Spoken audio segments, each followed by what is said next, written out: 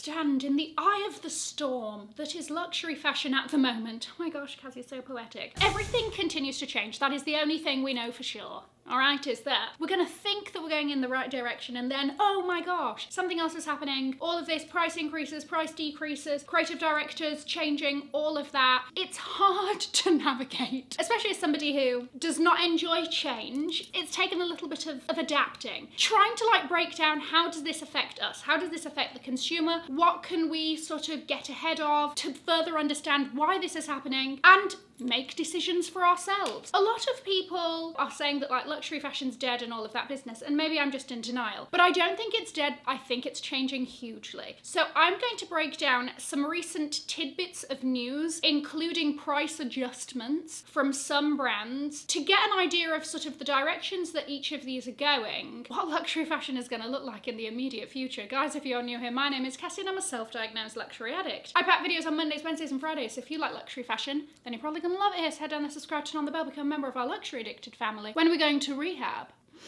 Never. We talk a lot about LVMH and Kering brands here on this channel. They're the biggest conglomerates of luxury fashion brands. But recently, both Capri and Tapestry have come out with their financial reports for 2024, and it's interesting to see which brands have done very well and which ones different strategies are being, you know, adopted to force some change, shall we say. Capri Holdings, they own Jimmy Choo, Versace, and Michael Kors. Okay, those are like the big names to know from them. Last year, they were going to do a merger with Tapestry, that all fell through, blah, blah, blah. And because of that, they sort of said in their reports that their eyes have been off the ball, all right? They've been too busy thinking that this merger was gonna go through to actually focus on the strategies that each of their different brands should be taking and adapting to changes. Let's talk about a brand that has my heart. Okay, one of the brands that really captured my attention when it came to luxury fashion, and one of the big reasons that I love luxury fashion, is Versace. What a brand, what a history, that opulent, baroque maximalism goodness. Now even I can sit here as a fan and say, it's been a while since they've dropped something that really tantalized the taste buds. They are now sort of changing strategy, so they're really focusing on highlighting craftsmanship and that aspect, as well as positioning Versace as a luxury brand. And that sort of threw me a bit because I was like, when has Versace not been a luxury brand? All of these brands sort of have like a different level of standing within luxury fashion. Maybe I'll do like a tier list at some point. But Versace is one of those that it's sort of been middle of the road. Like, you can get those really over-the-top, beautiful, embellished pieces. Nobody would ever say that this was a sort of affordable luxury or a contemporary brand at all. But it wasn't up there with the pricing of like Dior and brands like that. So I found it interesting that they were like, they want to position it more as a luxury brand. I was like, have we been not? But crucially, what is also really interesting is that they are trying to find that balance between keeping it very high-end and luxurious whilst also attracting the aspirational customer. As we know, the aspirational customer thrown to the wayside in recent years. What with price increases and all of that, it's harder and harder for the aspirational customer to get their footing in luxury fashion and get excited about it and get involved. So I thought that, once again, this is a very interesting thing that they raised, that it's something that is obviously being looked at, and some brands throwing the aspirational customer sodding, kicking it out to the back of the car on the side of the road, hitchhike home. They had a couple of pieces in particular that they highlighted to do with this, the launch of the tag bag. This is one of their new bags. It was a runway piece. Well, you know, it was showed down the runway. A couple of different sizes, lots of different colours. You have the gold metal Versace lettering on the front, little east-west style, very kind of on-trend style. Easy bag, wearable, and at an approachable price point. They start at $990, £730. Again, trying to find designer bags in 2025 under 1,000 anything is no easy feat. So interesting move. The other thing that they've launched, it's the Galaxia sneaker. And whilst hideous, is also at an approachable price. I had to say it. So that starts at $550 or £420. There's a lid for every pot. Okay, they have also recently adjusted the price of the iconic silk shirts. Versace, what do you think of? Black and gold, silk shirts, Gianni Versace, right? A little bit of Miami heat, a little bit of wind rustling through the beautiful silk of the shirt, right? A laissez-faire lifestyle, living life, balling out, big old flex. That's what you think of when you think of these Versace silk shirts. They are such iconic part of luxury fashion. This is for the men's section. Okay. Previously they've been sort of priced around 1,500 and they've adjusted the price to be more around the 1,000 mark. And here we go. Ring a ding ding. CEO of Capri Holdings, John Idle, said that because of this, they're seeing strong full price sell-through.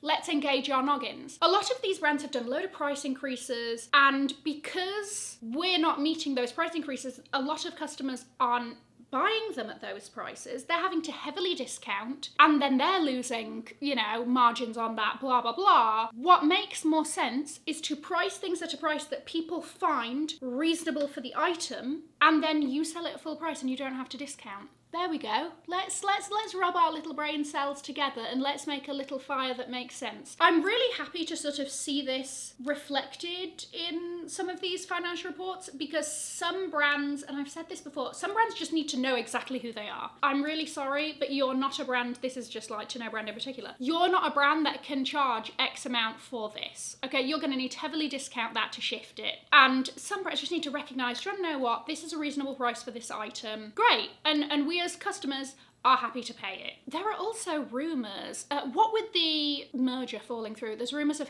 who's going to buy Versace. Versace is still sort of up for sale. There's lots of, well, up for sale. I think bids are due in at the end of this month, and there were rumours that Prada might put in a bid, all of that, and also Donatella Versace's contract is coming up. She is the backbone of the brand. This brand is so firmly based on having that Versace family involvement that she has to be a part of it. But also, you know, she's getting older too. I don't know. Jury's out there.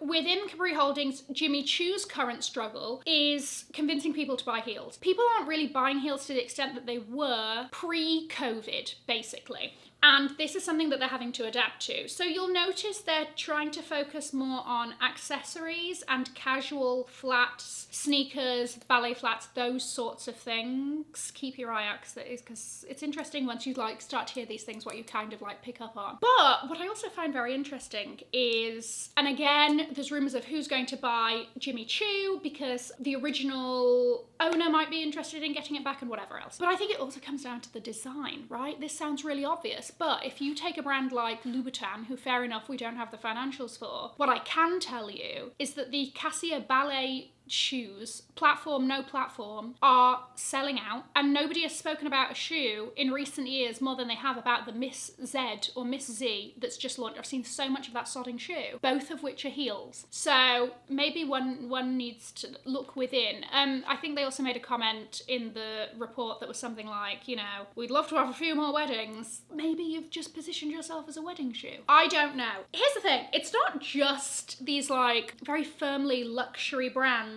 that are having to adjust their strategies. Even contemporary brands. Okay, Michael Kors even has been egregious with its price increases to the point that they've had to adjust. Apparently, the brand has increased the prices since COVID, and because of that, they've had to do so many sales, so many discounts to shift them. Because of that, they're course correcting the bag prices, they've adjusted some of the pricing and all of that, and apparently it has been met positively thus far. Another thing that was mentioned with them is that they've sort of given up on chasing after Gen Z and are going to be focusing more on like travel and positioning themselves from that angle. On the flip side, another brand that has been doing very well, part of this success is due to how Gen Z has accepted them, is Coach. In 2024, Coach boasted 2.7 million new customers in North America alone, over half of which were Gen Z and millennials. They have been very good at creating this world of what is Coach, who is the Coach person, what's their life like, all of this. And when you buy into a brand, a lot of the time, sometimes it is transactional. Sometimes it's, I like this and that's it and I really don't care. But sometimes it is because you buy into the whole picture that's painted for you, right? And Coach has done a very good job of positioning itself as in one word, cool. That's it. The runways and all of that, they've started to get far much more attention than I've ever noticed. And fair enough, I know that Coach is a huge American brand, and maybe I'm seeing it more since I've moved here,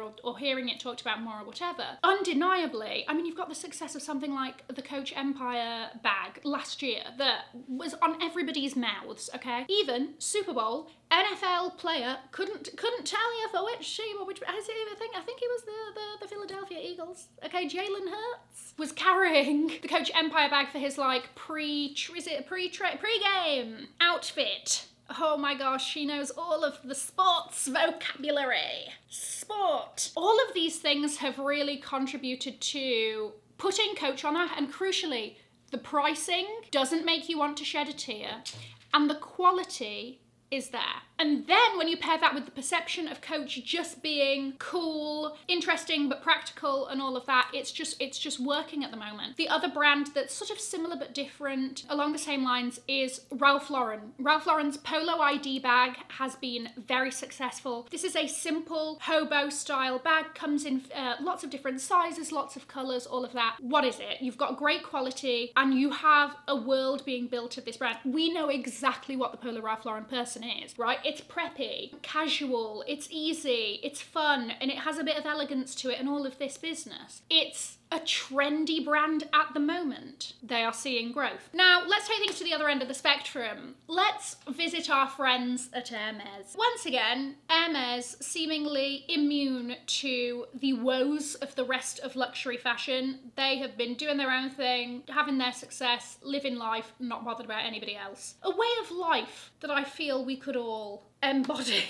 Hermes reported 18% growth last year. They were like, oh, okay, can't relate to whatever's going on over here. I've touched on why they've been so wildly successful in other videos and all of that, so I'm not going to harp on about it. But aside from the positioning of the brand as one of the top, most formidable, the most luxurious of the luxuriest of the luxuries fashion brand, the quality is undeniable. And everything that we that seems to be the word of this whole video. We as customers are really catching on to the value of the pieces, where our money is going, and what we're getting in return for that. And quality, it should be a given. It should be an undeniable fact that if you are spending a hell of a lot of money on these bags, shoes, accessories, clothing, whatever, you are buying into quality. And that has not been the case in recent years, but a brand that has always sort of stood by their products in a way that a lot of other brands haven't is Hermes. And it's not just the success of the Birkins and the Kellys and the game and the allure and the lore and fantasy and sodding riddles and whatever else that surround the quota bags and the Birkins and the Kellys that have contributed to this success. It's also been, a couple of bags were sort of highlighted as having an increase in popularity and contributing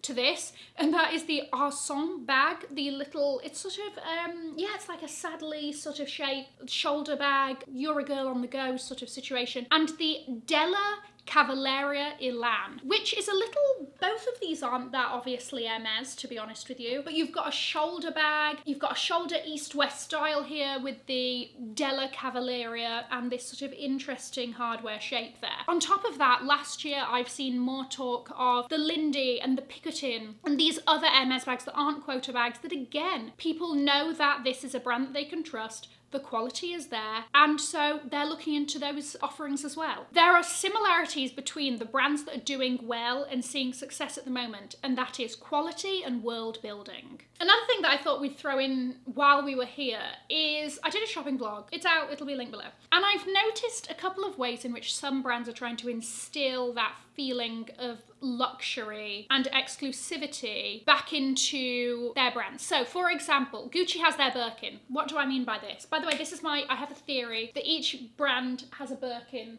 Can you see her? Anyway, I have a theory that each brand has a Birkin, and Gucci's has been like a little bit like, oh, is it the Jackie? But is it just the Jackie? Because we all know the Jackie, blah, blah, blah. Anyway, confirmation, it's the Gucci Bamboo. Why? Because they're only available in store. Interesting. Part of the reason why the Kellys and the Birkins are the Kellys and the Birkins is because you can't just get it. There is this sort of exclusivity that surrounds it, and you have to make the pilgrimage to the store to get the bag and whatever else. So I find that interesting, and more brands are going to be doing this sort of tactic. That's her way of saying, I agree, mother. And then on top of that, you've got a brand like Saint Laurent who are doing these like random one-off, highly limited edition collectible items. Okay, so they have this pair of shoes. It's over $6,000. It's made with volcanic rock. Okay, like even the sales associate was like, I don't even know what that's sort of on about, because I don't know if it is. But I can say the heel and the toe are gold plated. That pair of shoes is extremely heavy. Okay, that is a heavy pair of shoes, and the snout on it is long. Right, that is a sodding snout on that shoe. There's one of 40 in the world, 12 of which are in the US. I wouldn't be surprised if we see more and more of these sort of one-off items that cater towards people who want to collect luxury, people who see luxury items as art, and those sorts of things. When you're seeing this sort of end of the spectrum where you're like, okay, the people paying $6,000 for a pair of limited edition heels, I think what's going to prove to be the success of a lot of these brands that aren't like Hermes, basically, is how do you balance that with keeping the aspirational customer interested, having interesting pieces for them, and across everything, keeping the quality. There you go. Those are my thoughts. Let me know if you agree, disagree, whatever else. I'm going to leave a video over here in case you haven't already seen it. Have an amazing morning, afternoon, or evening, wherever you are. And in the words of my father, if you've enjoyed it, tell your friends. If you haven't, keep your mouth shut. I'll see you in my next video. Mwah. Bye, guys.